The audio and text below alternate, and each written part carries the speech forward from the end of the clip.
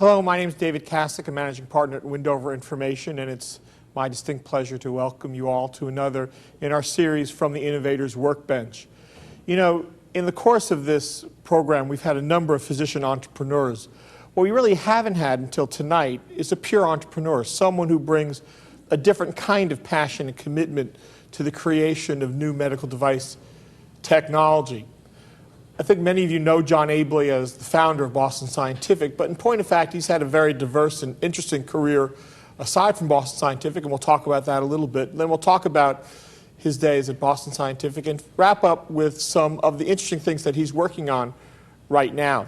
Before I introduce John, however, let me also introduce Paul Yock, justly celebrated and well known to all of you, who's the director of the Biodesign program and co-chair of the new bioengineering department at Stanford. And Paul's going to join me for this discussion with John.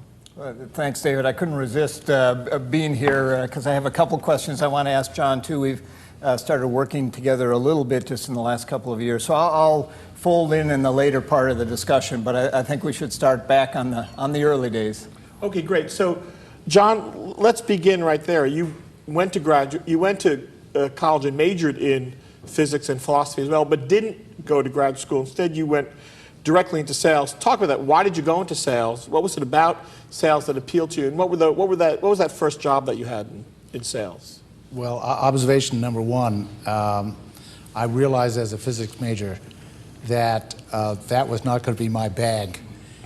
Two reasons. Number one, my colleagues were really bright, and so the competition would have been tough. Secondly, they didn't have the same type of humor that I think is great. So that was a problem, and I didn't know what I was gonna do. I took whatever those GMATs or whatever they are for business school and for law school. I was not a fan of lawyers then, probably less so now. And although I think it's good to study law, it's practicing it is the problem. And business, I came from an environment that really didn't like business, didn't trust business people. But one thing I couldn't stand was I couldn't stand selling. Again, I thought it was very artificial and so forth. Plus, I was very shy. And the only thing I couldn't stand more was having something that I couldn't stand. And so I've always had an experiential philosophy of life and so forth. So I decided I had to try sales and just get over that phobia. Now, it might surprise a lot of people. What was the first thing you sold? Yeah, I first of all, I sold light bulbs, actually. And you may not know this, but the motto of Amherst is Terrassa Radiant. I was the only guy who got it right, and I think I was the only guy who knew that as well. I think I was the only person in my class who didn't go on to graduate school, and I think almost 60% of our class, another Amherst guy, but 60% of our class went into medicine. Oh, really? That's interesting. So you're selling light bulbs and specialty lighting fixtures. Yeah. And one of the companies you called on was a medical instrument company called Advanced Instruments. Tell us a little about Advanced Instruments and what you did for them.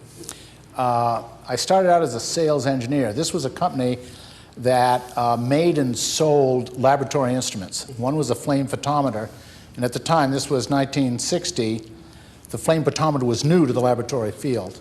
And another device called an osmometer, which actually measured the freezing point depression of solutions, which is a colligative property of solutions, and it relates to the osmotic concentration. That is useful for guys who are trying to understand how the kidney works. Mm-hmm. So it's interesting because that took you into, I want to talk about two people that you met when you were at Advanced Instruments, one of which was Earl Bakken of Medtronic in the early days. What was your connection with, and what was your interaction with Earl? Well, basically, what happened is we were a small company. Medtronic was another small company, and we both had agents as a process of selling. They were our agent. They sold our osmometers and flame photometers in the Minnesota region, and we sold their line, which at the time did not have an implantable pacemaker, but very shortly thereafter did. And so I became sort of the first I was not only the sales manager, I was the entire sales force. So you went to, I know at that time that some portion of your calling was on medical device companies in those days. What was the medical device industry like in the early 60s when you were calling on Medtronic and companies like that? Well, obviously it was all small. There were no giant companies in medical devices, and in fact, one of the companies I met, a company called Technicon, which at the time simply made tissue analyzers, and the biggest medical meeting of all was something called the FASEB meetings. That's the Federation of American Societies for Experimental Biology. And it took place in Atlantic City each year. And this guy who ran that company called Technicon had come across an inventor. He made a decision to make a deal with that inventor. That inventor had been turned down with his little idea of making an automated chemistry analyzer by using a hydrophobic tubing, Tygon tubing, to separate samples. That became the Technicon auto analyzer.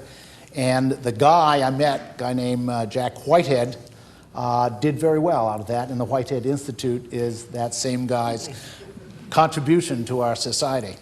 Now you told me once that you were, one of the things that impressed you about Jack Whitehead, his other accomplishments aside, was that he had a kind of philosophy or strategy, and that was to let your customer do your R&D.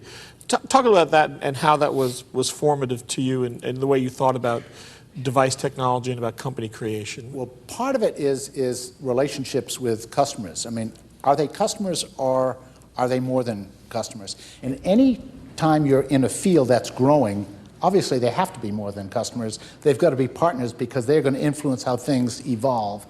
And he carried that to another level. First of all, this was a very patented product, so others couldn't copy it. And at that time, actually, nobody wanted to copy it. So he didn't have to have a share of market problem. He had to create the market. And he did that by getting these few champions around who saw the potential, brought them together, got to know them personally, families, the whole sort of thing, which was unusual at that time because most of the companies tended to have the philosophy that said to the doctor, tell us what you want, we'll build it for you. Right. It was very separated. And Whitehead had a very different philosophy. He would bring them to his plant, which was in Tarrytown, New York, and they would spend a week there learning and getting close to each other. And his user group, which, at that time they didn't exist, but he created that user group. He trained them, and he got them really excited about what he was doing. And he realized that one of the things he should do, actually, is create his own forum. And they had a annual meeting each year that, over time, was competitive with the American Chemical Society meeting, which was really hard to believe. This was a private thing, but he ran it really objectively. It was not a commercial overload sort of deal. Tremendous interaction, and these guys kept developing new procedures again and again and again. He published them, but then they became published in the various society magazines. He got together, interesting note here, he got together with the American College of Pathologists, which is sort of the group that set the standards for that meeting. And he said, okay, you guys who run all these clinical labs, and by the way, this American Society of Clinical Chemists, you tell me, if I can run 12 tests at once, what should they be? And probably no surprise, they dillied and dallied for several years, and they couldn't agree. It was Sunday, and they didn't come up with a decision. So he finally said, I think these are the ones based on what I've been hearing. And now in every single textbook, the 12 standard tests are Jack's tests, not the society's tests. So that's how it happened. So talk about how your career at Advanced Instrument evolved, because by about 1967, you were ready to leave the company.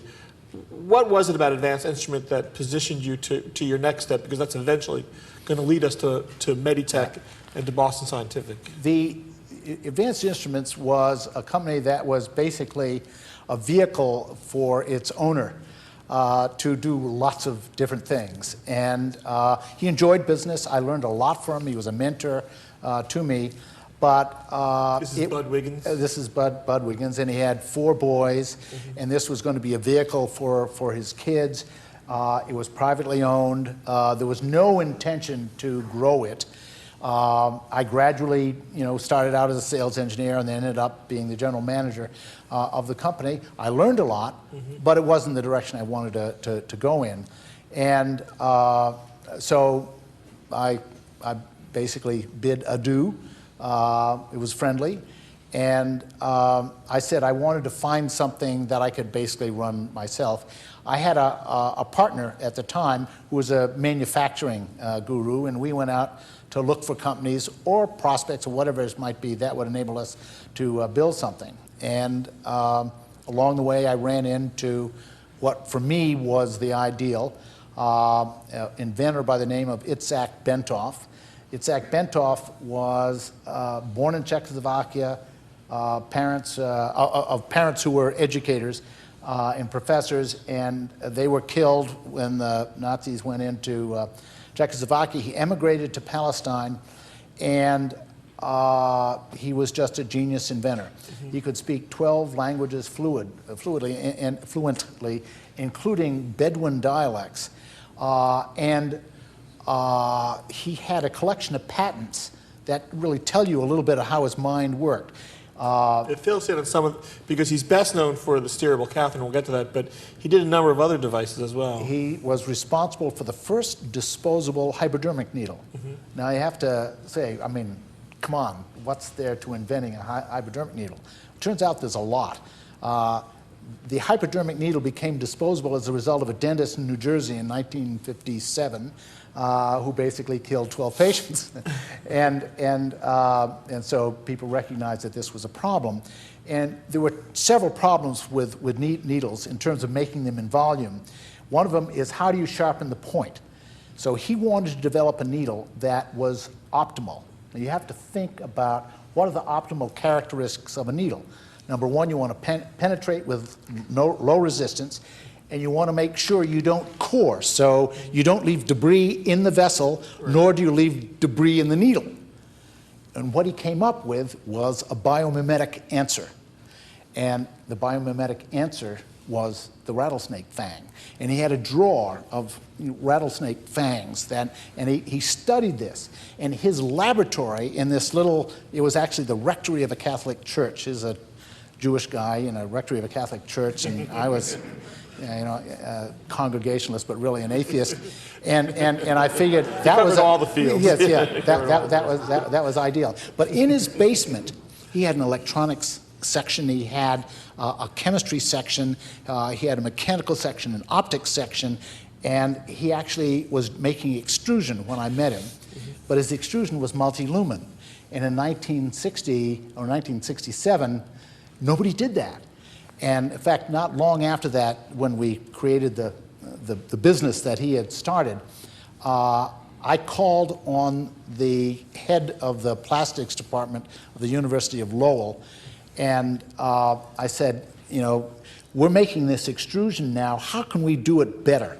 And he took one look at this extrusion. By the way, it's 2 French 8 lumens. And he said, how the hell did you do that? And I said, whoops, uh-oh, we're going to have a reverse transfer of information here. Thank you very much. And this was Bentov, extraordinary inventor. So was the steerable catheter an idea in his mind? Was it an existing product or prototype? And I guess the question that I would have is, did you know immediately the potential for this device, or did it take some time for you to grasp what you really had there in the steerable catheter? Well, I knew enough, even though I wasn't in the catheter business, I knew enough about it at that time and had friends in it. So when I looked at this product, one look at it said, this is an extraordinary technology. And in fact, it was kind of interesting. It was a prototype at the time, and we gradually figured out how to make it, which is not a trivial thing. Obviously could never have done it today, by the way. Wouldn't have flown. But the number of technologies that were involved in making this thing work kind of seamlessly, intuitively, easy to recognize, almost impossible to copy. You could not reverse engineer this thing. Even you could take it apart, but the question is how did you get it there? Sort of like the Coke formula in a way. And that, to me, was a piece of it. But the other thing is watching how doctors reacted. They saw the potential, and it was a platform around which you could build a company. It in itself was an enabling technology that you could use in a lot of other ways. We were making, it's kind of interesting because we've had some interesting patent battles since then, but we were using technology that has been rediscovered time and time again. Graded index of stiffness, just an amazing thing. You could bend this thing in any direction without rotating it. It worked like a marionette. There were four holes in the wall of the tubing. Wires went up, and the plastic was graded in stiffness, so it was softness at the end, so the entire catheter didn't bend, just the tip bent. But you could, by adjusting it, you could not only bend 90 degrees or 180 degrees, you could bend 360 degrees. And obviously, you could make many variations for specific applications. Now, you said to me once that your goal wasn't to create a market, but a new scientific or medical field, and you certainly did that with the catheter, but we're still 10 years away from Andreas Günsig and the beginning of interventional cardiology. What was the clinical space into which you were promoting this technology? And talk about that, because I think for a lot of companies out there, adoption issues and how do you get innovative, disruptive technology into the marketplace is a big issue. Was there an obvious use in this? Was there a ready audience, or did you find yourself talking to physicians who really had no idea what they could do with this, but thought it was cool? Number one is sort of get their interest. It was the type of product that you could look at and instantly say, "Wow, this is something." Radiologists, cardiologists, gastroenterologists, surgeons, interestingly enough, general surgeons. We went to the American College of Surgeons many times, and they all said, "Wow, I could use this in my field." Now, initially, the interest was diagnostic, but in every field, there are, whatever you want to call it, early adopters, champions, whatever it is, a little bit wild, a little bit crazy, and those were the ones that, first of all, I tend to bond with more easily, and it's kind of the underdog sort of philosophy. But the whole idea was, if you have these skills and it opens up new opportunities, then the opportunity is to document and learn and then teach. So along the way, it became obvious that we could not only diagnose, but hey, while you're there, why not fix the problem as well? And since this catheter had a lumen and the control was all in the wall, it meant that we had that access. You could get this thing anywhere in the body. And now you have a lumen to do something with. In fact, one of the very first applications that turned out to be a big one for us that put us on the map was something called the removal of retained biliary stones. You know, what the hell is that? And number one was the observation that gallbladder surgery, where you actually remove it, cholecystectomy, there were about 500,000 procedures a year in the US. And of those 500,000, close to 20%, somewhere between 15 and 20%, would have some sort of a retained stone. Now, at least in half, maybe more of those, the stone would pass naturally, but the patient didn't like it very much. But in the other half, the patient would be called back and say, "By the way, you have a retained stone." Well, what do you do? Well, we have to operate again. Now, if you've ever had an open cholecystectomy, it's not the most pleasant of procedures. A lot of pain associated, very embarrassing, a lot of lawsuits. And what we had was a tool that would solve that problem. So we had something that, in a way, was a threat to the surgeons if you carried it to the next level. But in fact, for its primary application at this time, it was a saving grace for them. And they would come up at the surgeon's meeting and say, "Look, I've never left a stone behind, but I have this friend who has this problem. Yes, I heard that story a few times. And the reason this was successful, and I would argue this whole procedure was successful and literally became the precursor of lap chole. Because it really demonstrates the possibility. But it was a therapeutic procedure with a diagnostic device. And the doctor behind it, he was a radiologist, actually a German, came to the US and later went to Canada, and he wrote almost 70 papers, and he just went on the road. And he just educated everybody. So what happened is he took this new field and made it safe and easy to use for everybody. In 1975, we had a dealer in England who was just a neat guy, very creative. And we decided to have a course. The portable television camera, VHS, had just sort of come out. And so we had a course for surgeons. There were about 150 surgeons. But it wasn't just a live demonstration course. It was a live demonstration competition. And I said, we'd probably have trouble in the States pulling this off. What do you mean competition? A competition. We had a radiologist versus a gastroenterologist who was at that time the top guy in the world, Peter Cotton, who had just gotten from Olympus the scope that has what they call the mother-daughter scope. There's a big scope that goes down and aims itself towards the papilla vata, which is on its way to the common duct, on its way to the liver and the gallbladder. And then he put into that duct a tiny little scope and gave the audience a tour. And it was great. But our doc, and remember, the way they did, each one had 3 cases. And each one was commenting on the other. See, that's the Russian roulette theory of keeping things honest. And our doc introduced the local radiologist and said, have you ever seen this device before? I mean, this guy was just a presenter times 10. And he said, let me show you how to work it. And then he had that doctor do the procedure, and it went swimmingly. And yes, the gastroenterologist had a much showier procedure because it was just, fireworks and stuff that had never been seen before. But the idea of a guy learning how to do it is just an incredible thing. But the message was, to be successful, you have to have a doctor who's not just an inventor. There's a lot of other skills that are necessary. They have to be great educators. Right. They have to be good scientific presenters. They have to be good writers. They have to be committed to going on the road, which can be a real pain in the neck, but that's essential. And of course, they've got to be credible. And there are a lot of people who came up with great inventions. The only problem is they came with the invention. I'll bet you that some of the people you know who I'm referring to.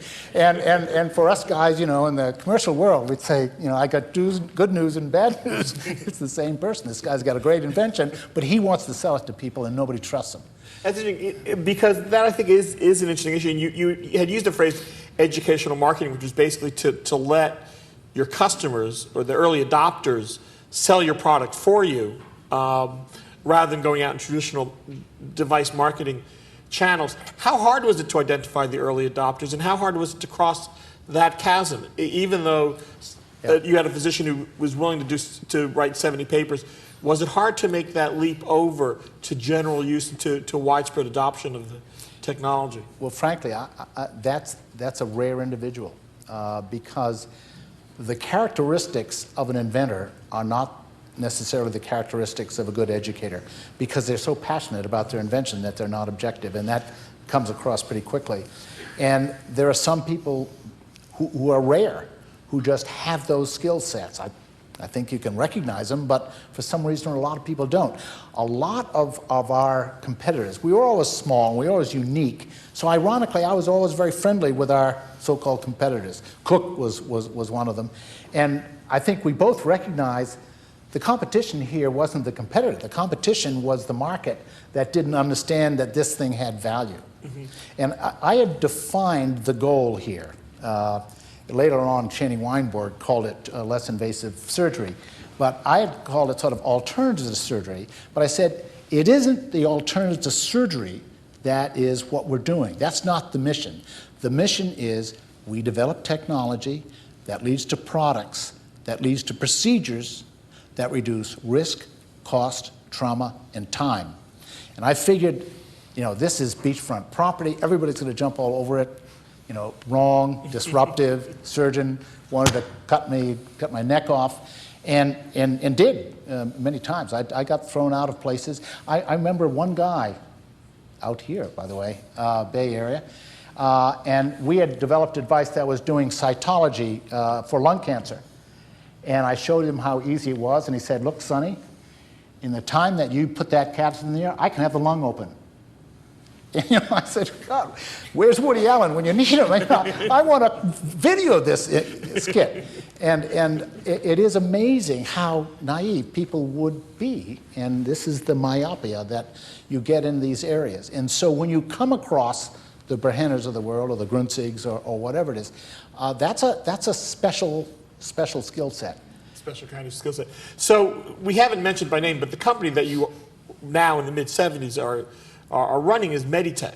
Yeah. And yeah. talk a little bit how, because Meditech became Boston Scientific. In fact, there's still a division at Boston Scientific called Meditech.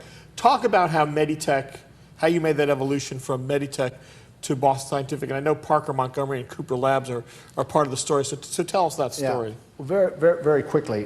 When I met this guy Bentoff and saw what he was doing, and it was very interesting because the chairman of J&J was in the basement one time with that incredible basement, and they were interested in him. But you have to understand, I don't think this guy understood the psychology of inventors. I think I was closer to it. And what I did is I joined that company with an option to buy it. They basically were an IMD, and my goal was to somehow commercialize this thing, and that's what I did.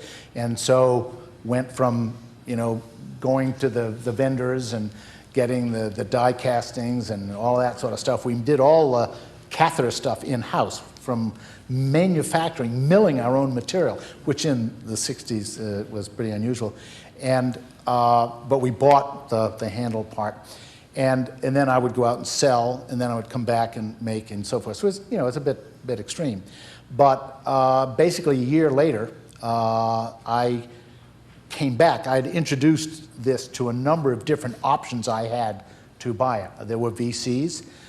There were rich families. I remember going to some families and making presentations to Aunt Helen and Uncle Sal and all that sort of stuff, and sort of groaning along the way. And but I came across, in this case, Parker Montgomery, who was running Cooper Laboratories. Brilliant guy, brilliant financial guy, and he said, "Look, this isn't enough. You come back to me in a year." And I came back to him a year later. We were off the ground. We had momentum, and he said, "I would really like to be in the device business. You guys are gonna do that." And so basically, he gave me the money. I got my minority interest, and that was it. But it was the idea, in this case, of it having a knowledgeable investor. Mm-hmm. That was the thing. Now, unfortunately, Cooper Labs ran into some problems. Yeah. A couple of years later, and you suddenly found yourself needing another partner because Cooper Labs had to divest. Correct. Meditech. That was what led to Boston Scientific. Talk about how Correct. that came about. What happened was, by the late 70s, Cooper had run into problems, and its bankers were telling him, pare everything away but the core business. We weren't using any cash, and that partly you have to understand where I came from, because we struggled.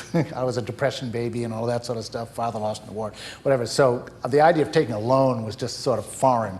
So, but I'd been, in business from 12 years old, so, I knew how to husband money.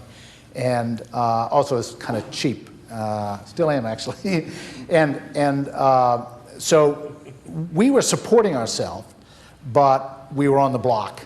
And so I went through the usual chain of people coming to look to buy us. Al Boydell was one. I don't know if you know who he is, but he was the Intermedics guy and one of the early pacemaker guys. And he crashed in his helicopter on the way back from his dentist in Texas. But that wasn't my bag. And I realized at the time they couldn't sell it if I didn't want to go, because this is something that's very dependent upon the pioneers. And so what happened was I had met Pete Nicholas, who lived in the same town, had kids the same age, and so forth, and met him at a cocktail party, and we were chatting about philosophy. He had left Eli Lilly, where he had worked for a decade, and had been working for Millipore and so forth, but he was in a change mode, and so we were both commiserating and talking about different strategies and interests. And about 6 months after we had some of those discussions, he said, "Why don't you buy out Cooper?"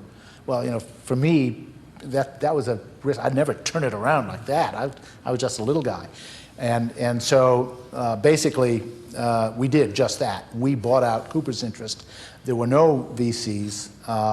I had a lot of friends who had had some difficulties, so we said we're going to control it all, and we just hocked ourselves to the limits, and that's how we bought it. Now, through the Millipore relationship, you also formed a relationship with Abbott Laboratories. Talk about that, and talk about what role Abbott Laboratories played in the early days of Boston. First of all, we didn't have a lot of free cash, and Pete, unlike me, is a leverage guy and believes in debt, and so we did just that. But the financial time period, so this was, remember, late 70s, early 80s. And remember when interest rates went to 20%? It's not terribly easy to borrow in that environment. And we sort of went through every bank in Boston, a few in New York. And we even went to one bank where we always wanted to meet the president of the bank, just so they could understand what we were. And this guy wouldn't meet us. And 2 years later, after we changed a few lending officers, we finally met the guy, and we said, we're kind of puzzled why you wouldn't meet us. And he said, "I was afraid if I met you, it would color my interpretation of your financials." Well, duh. Anyway, that's the mindset. And because times were tight, we said, okay, we have to have another source here. Pete knew a guy named Chuck Ashar, who was exec VP at Abbott, and good guy. And Chuck had just bought Sorensen out in Utah, and they had decided to get into the balloon catheter business, but in this case, the Swan-Ganz balloon catheter. And they were impressed with the technology, and Chuck recognized that could be a way of helping to finance this, doing OEM for another company. That's kind of a low-impact way. These guys were paranoid about giving up any equity and so forth. So it was a good introduction. But his goal was to get to know us and to get us over that barrier that equity isn't the end of the world. And after a year or so of this OEM supply arrangement, we agreed to a very interesting, at the time, arrangement where they would invest money in us. At the time, it was $20 million, but it didn't all come in one stage. It came over 3 years, and they ended up with 20%, which for that time period was a very wealthy deal, and of course, it left us with control. And we had a little deal with them where we said, we only want to talk to the president or Chuck. Nobody else. And they agreed to that because they understood that with a lot of companies, including Abbott, that's not their skill set, because they come in and they pull the plan up to see how the roots are going. It's a mistake a lot of big companies make, because they assign it to underlings who go in and, piss off everybody, and that's really going to lead to a nice acquisition if they're successful. So it was a pretty interesting deal. But the real reason he did it is he wanted to let us grow, if you will, and he had an option. It was 9-year option, or it was take place in 9 years, where they could acquire the rest of the company. Mm-hmm. What happened at the end of 9 years? And that was 1992, and you have to think, what was going on in 1992 that was significant in medicine? Clinton healthcare reform. Correct. This was the Hillary time, and if you remember, it was just awful for any of us in the medical business, because it was just indecision everywhere. Our clients, our customers were buying each other, because they were just agglomerating, and we said, there's a problem here. We've got to be larger to be more credible to these folks. We have to expand both our product lines, but also our service lines, so that we can educate faster, so we can help people take on this technology more productively. Is that what led to the SciMed acquisition, which came about a year or so later? It actually came about 3 years later. 3 years later. It is exactly what led to the SciMed acquisition, and that was a big one for us. In all of our marketplaces, we were number one, except for cardiology. And we knew we had to do things. Actually, Chuck said we should back out of cardiology. I said maybe we should back out of cardiology. And Pete said no, and so we stuck to it, and that transition came about. We should mention one other person who was important to Boston at this time, which is Joe Cifalillo, just out of... Absolutely. Because he was Absolutely. important. But I wanted to ask you a question. I mean, I think for a lot of people who are relatively young, don't really understand what Boston Scientific means to the medical device space. If you go back 20 years and you think about who were the leading device hospital supply companies, eminent, important, valuable companies like Becton Dickinson, C.R. Bard, but they basically were making technology that was simple to use and obvious in its applications, or Cook, which was very customer focused, but almost entirely customer focused, making new technology based on what customers wanted. Boston Scientific really defined, I think, a different type of approach to development of medical technology, and I wonder if you can articulate, in terms of what you thought you were doing at that time, what it was that Boston Scientific did or tried to do that was different from what other companies in that space were doing at that time. Well, I think both the large firms, including some of the drug firms that had some device experience, were really driven more by a pharmaceutical mindset. It's almost very obsequious to the physician customer. The Cook thing, they hired, most of their salesmen came from technicians and technologists who are, that's beaten into their head that you must be very, very bow down to the doc. Our view was not that, and a lot of this was based on my Meditech years, where I just got very, very close, and it was more of a consultative sort of selling, but also something where we felt very strongly that there are best solutions, and that we have a role in not only promoting that solution, selling it, if you will, not ramming it down their throats. I would always argue we're actually not a product company or even a technology company. We're a knowledge company, and we are going to constantly be learning, and our doctors got to be thinking the same way. They can't get wrapped up or married to a specific product or even a specific procedure, or they're going to be obsoleted. So we felt ourselves partners that way, and that was a niche. I mean, hard to believe to me that would be a niche, but it was at the time. But I think that distinction is important, because I think particularly going forward, and perhaps this would be a nice leap to what you're doing now in Kingsbridge and First Robotics, but the notion that you didn't sell to doctors things that they were asking for, or for iterations the way they felt them, but in fact we're bringing them technologies and saying to them, there's something valuable here that you ought to be trying, was really a twist on what people were doing. Again, it was built on strong relationship with physicians, but it was a different kind of discussion with physicians than other organizations were having, who were simply trying to make products as doctors thought they wanted them.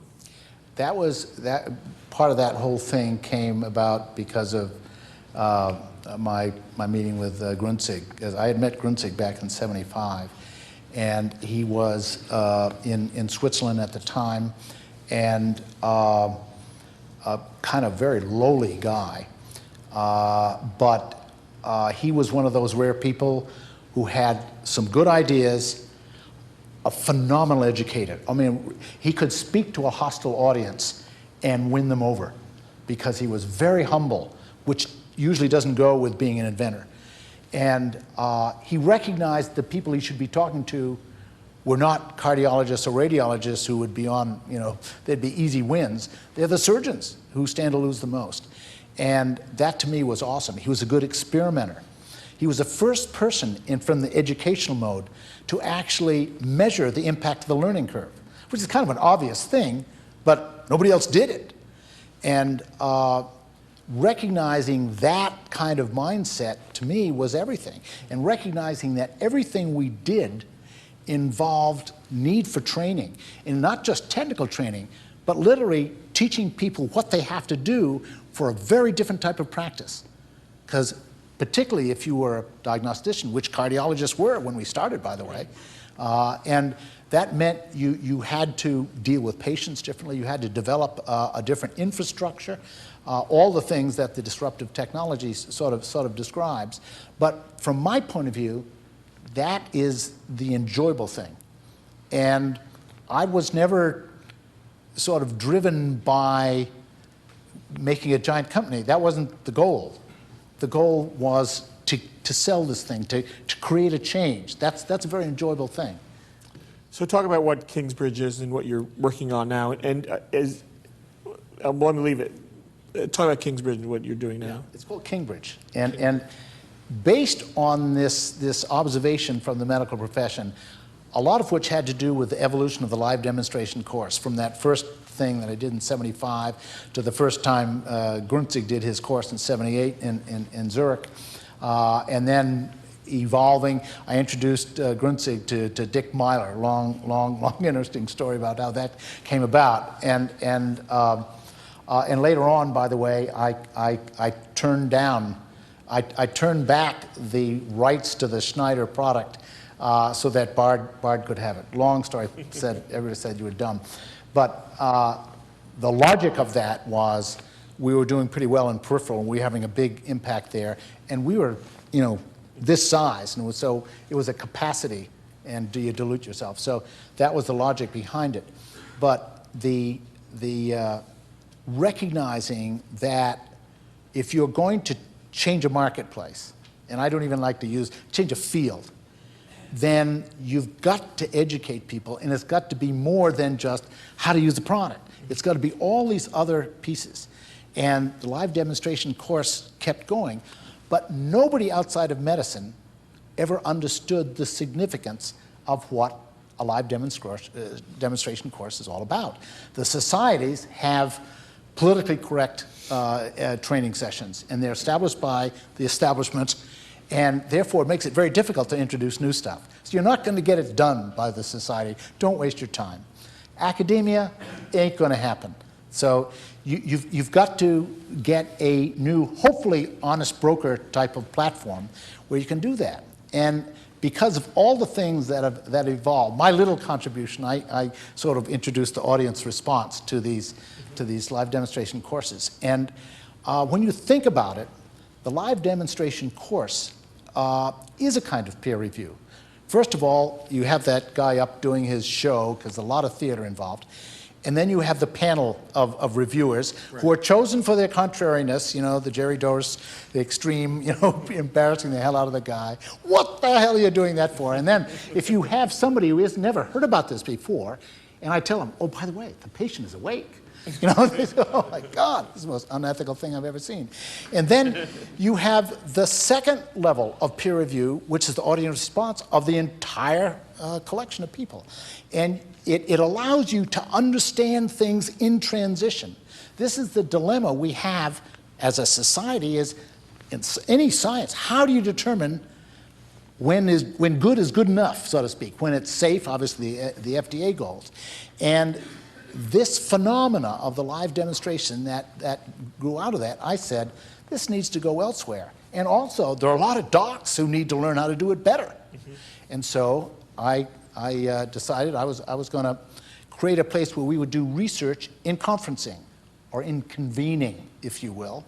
And I ended up buying a place up in Toronto. Long story, I wanted to do this in Vermont, but the Socialist Republic of Vermont wouldn't let me do it.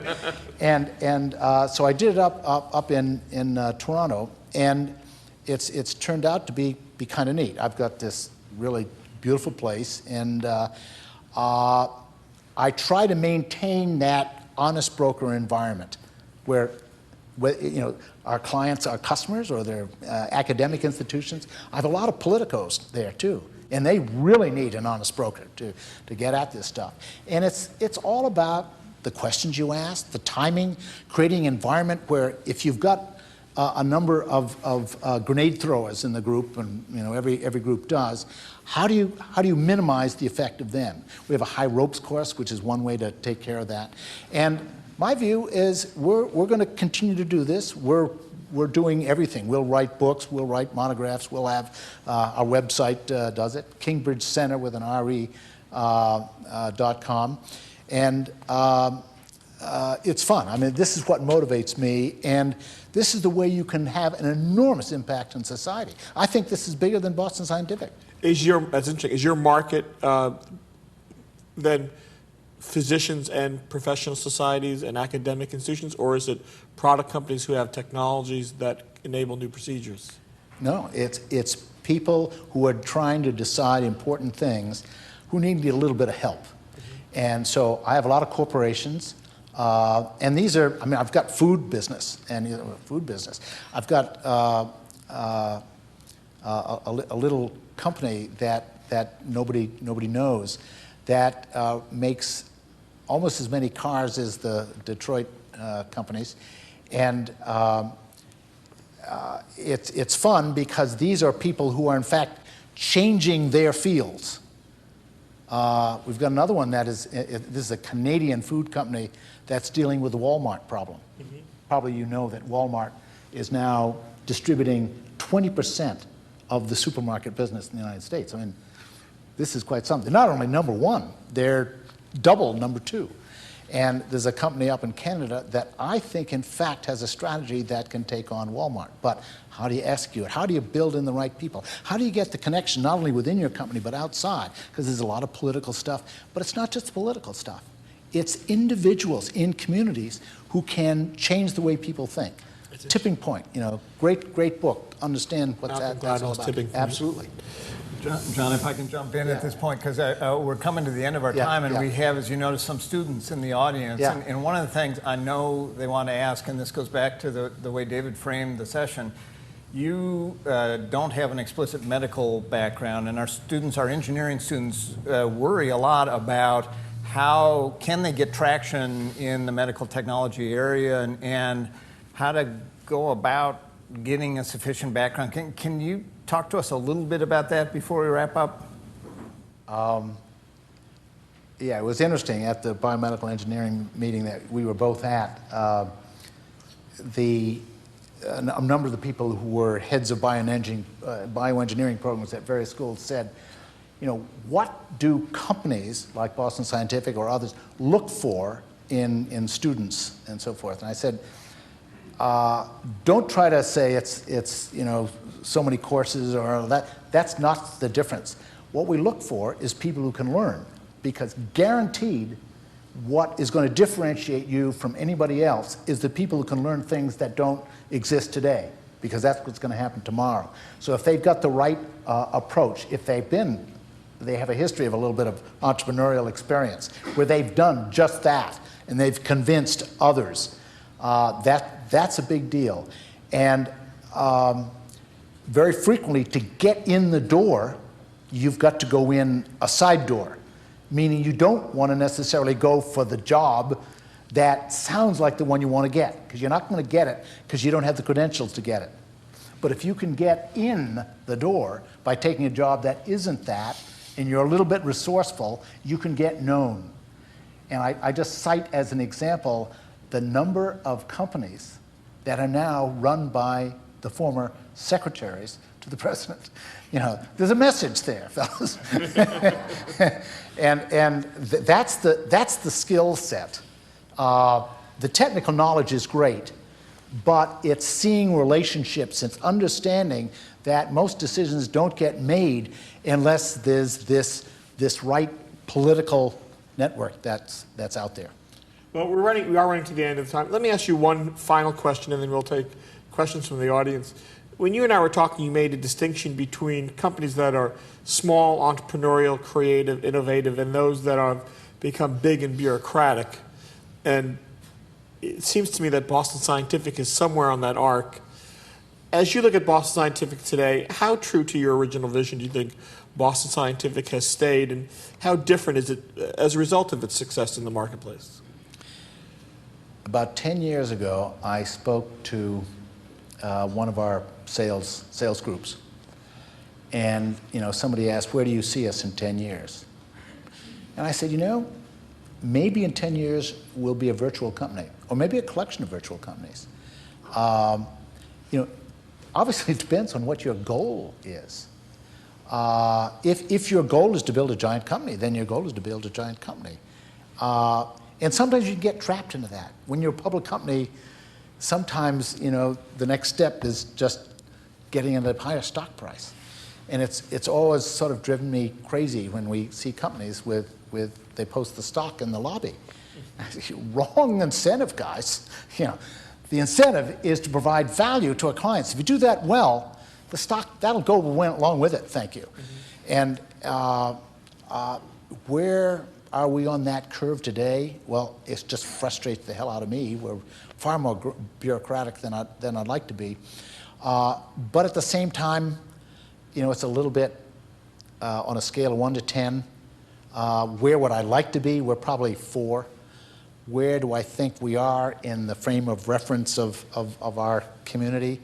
I think we're more in the 9 area. We're not bad, but boy, we sure as hell can do a hell of a lot better. Well, I think there's a lot of device companies who would just cringe at the thought that Boston Scientific could do better than it's doing today. John, thank you very much for talking with us. Thank you.